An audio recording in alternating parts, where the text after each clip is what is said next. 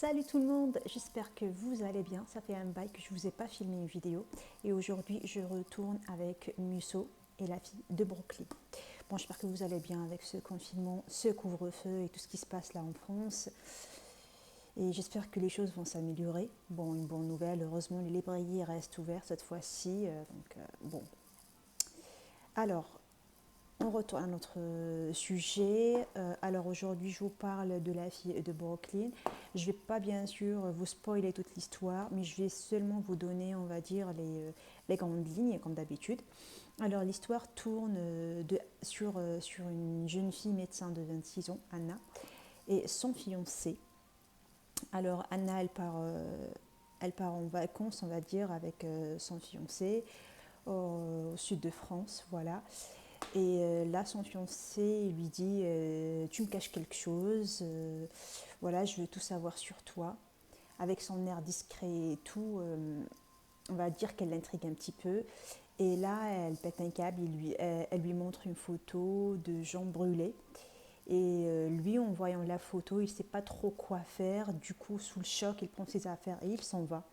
Et elle, en voyant sa réaction, bah, elle se dit, genre, je lui ai montré uniquement la photo, il a réagi comme ça, il n'a même pas attendu que je lui raconte l'histoire. Du coup, elle part aussi de son côté et elle retourne à Paris. Après, lui, dans son chemin, il se dit, oui, peut-être j'ai mal réagi. Du coup, il retourne la chercher. Et là, il ne la trouve pas. Du coup, lui aussi, il rentre à Paris. Et là, il ne la trouve pas dans son appart. Bon, après, il commence à la chercher, à enquêter sur elle. Et il découvre pas mal de choses. Avec son ami policier, j'ai oublié le nom parce que ça fait un bail que j'ai lu ce livre, ça fait un bon moment.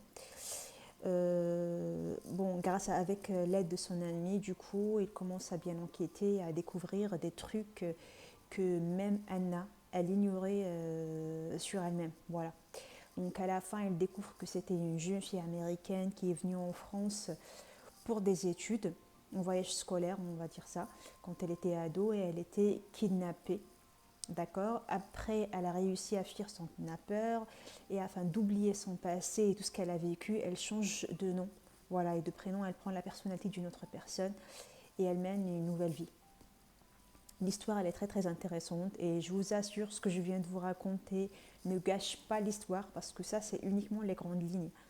Je ne vous dis pas pourquoi elle a été kidnappée, qu'est-ce qu'il va découvrir sur elle-même.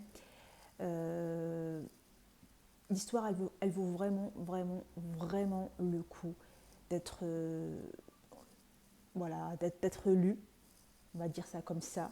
Et le roman, il vaut vraiment aussi le coup pour changer un petit peu les idées. Donc, je vous le recommande, je vous le conseille.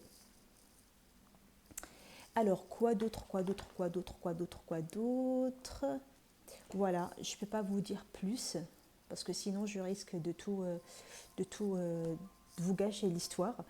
Donc je vous laisse, sur ce je vous laisse et on se retrouve la prochaine fois, donc, bah, on va dire avec un autre roman.